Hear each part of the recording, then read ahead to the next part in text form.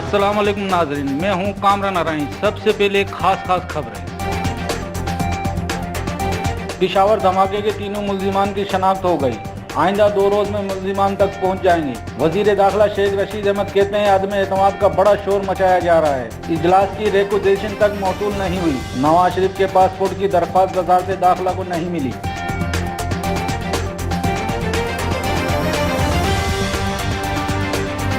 गुज़िश्ता रोज बिलावल ने मुल्तान में खाली पिंडाल से खिताब किया।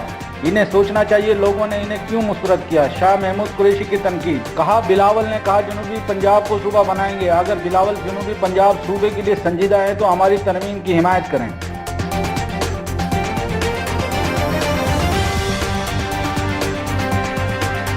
फजल रहमान की डेडलाइन फेल हो गई। बिलावल का लॉन्ग मार्च साहिबाल पहुंचकर शॉर्ट मार्च हो गया। वजीर मुमलिकत फर्रुख हबीब की तनकीद।